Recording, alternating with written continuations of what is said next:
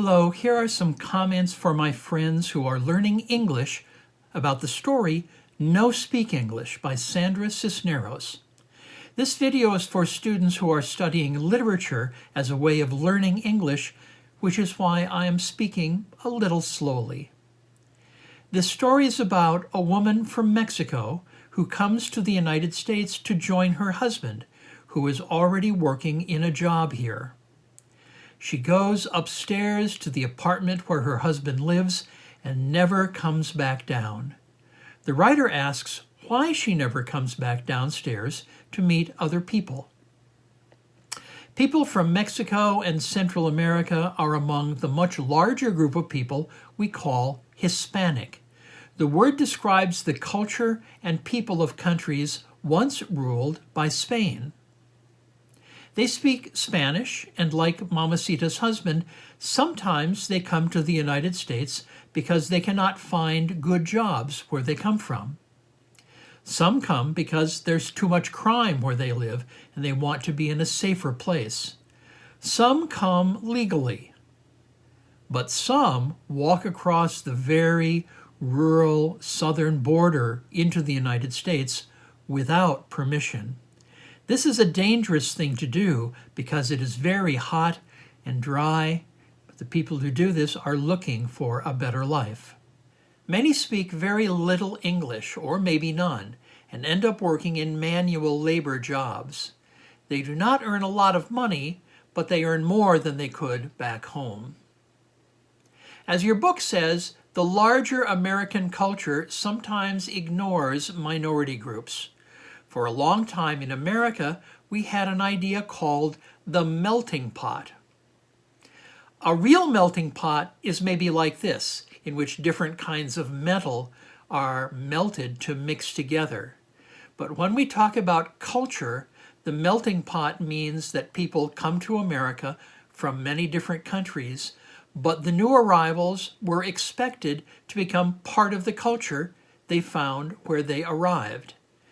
They were expected to use English and forget about their old language and old customs. Sometimes the grandchildren didn't even know what country their grandparents came from. But I'm also happy to tell you that more and more people in America think it is important to understand people from different backgrounds and to remember where our family came from. We call this a multicultural way of thinking. The woman in the story is called Mamacita.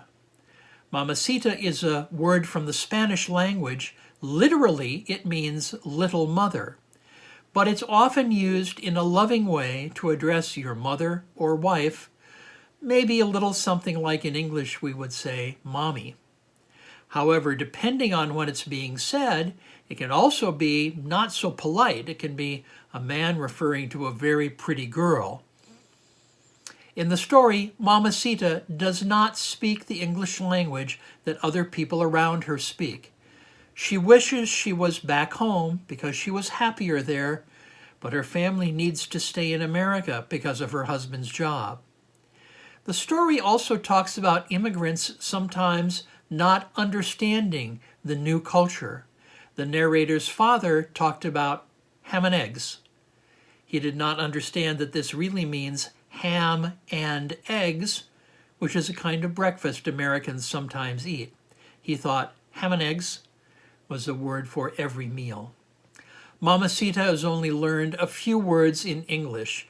Mamacita can say, no speak English, which is a poor grammar, meaning I do not speak English. She can say, he not here, which means my husband is not here. And she knows, holy smokes. This is something Americans sometimes say when they're surprised or impressed. Holy smokes. I think it's a reference maybe to incense burning in a temple or a church, but in Christian culture, it's considered to be wrong to speak of God without being reverent or respectful. So people sometimes say things when they're surprised that are at least close to not being reverent, but maybe not quite too bad, like holy smokes. Of course, some people just use profanity, but Mamacita does not do that. I also want to show you a bit of a Pepsi commercial that Mamacita's son might have been watching, which, remember, she could not understand.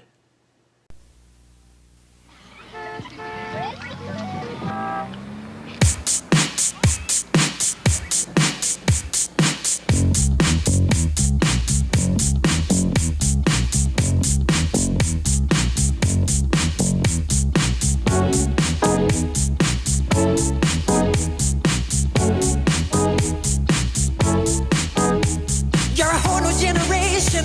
You're dancing through the day. You're grabbing for the magic on the run. You're a whole new generation. You're loving what you do. I put a Pepsi in the motion, but that choice is up to you.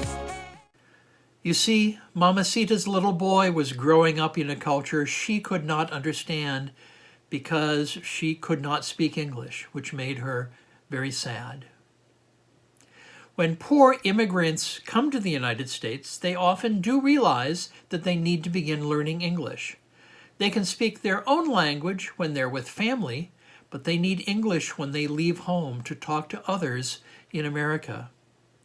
This story was written in 1989, so it was before most people could use the internet to talk with family who live in another place.